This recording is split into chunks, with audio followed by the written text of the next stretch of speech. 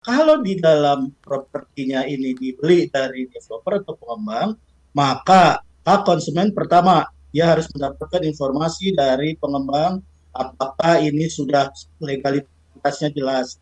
Misalnya, Hmm. apakah sudah ada site plan-nya, apakah sudah ada SP3L-nya, apakah sudah ada SIPPT-nya.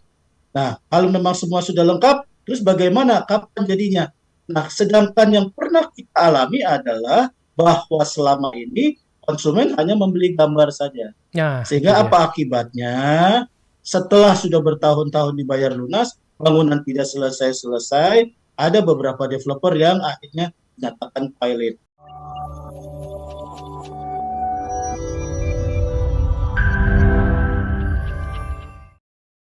Nah, kalau saya mau beli properti, ini emang penting nggak sih kita tahu hak dan kewajibannya, Pak Gun? Penting ya? Iya, sangat Bisa penting. dijelaskan, Pak Gun, silakan. Iya, terima kasih Bung Riko, sahabat Sonora, selamat malam. Ya, kita bertemu kembali.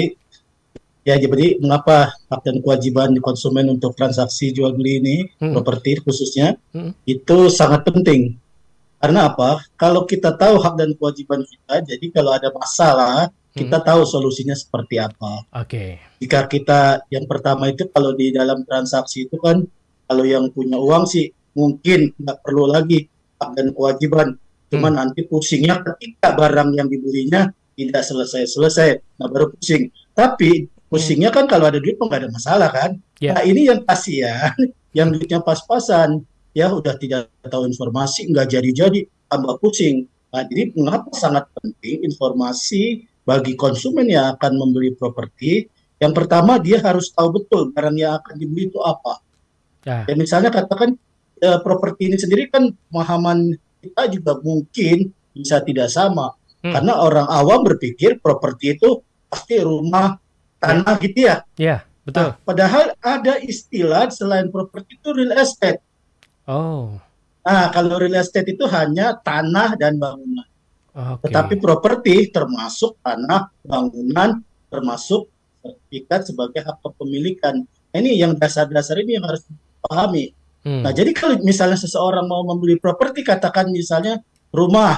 Ya. Nah, apakah dia itu rumah di atas tanah orang lain Hmm. atau rumah di atas tanah milik yang punya tanah?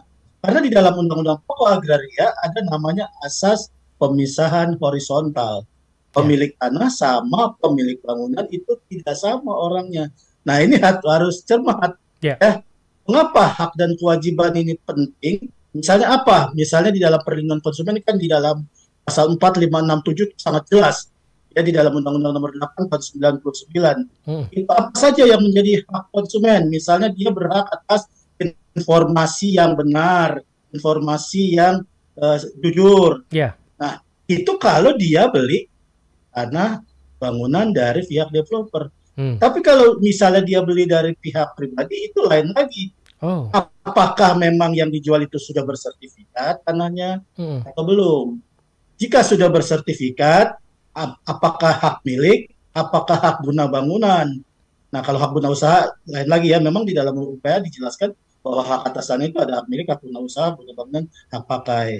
Nah, jadi kalau misalnya tanah itu dibeli dari perorangan, Hmm. itu cuma dilihat apakah sudah sertifikat atau belum.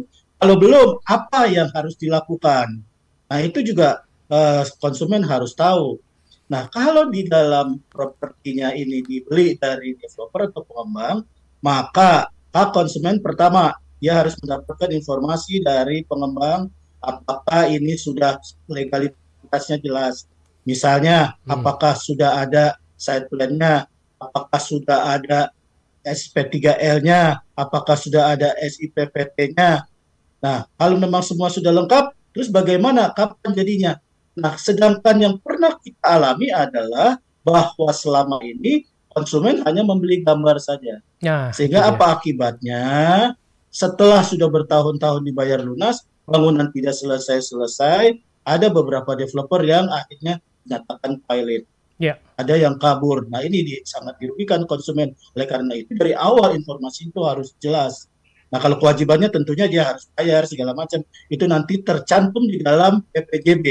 Ya, jadi PPJB. sebelum dia membeli, maka akan dibuatkan oleh PPJB antara developer dengan pihak konsumen.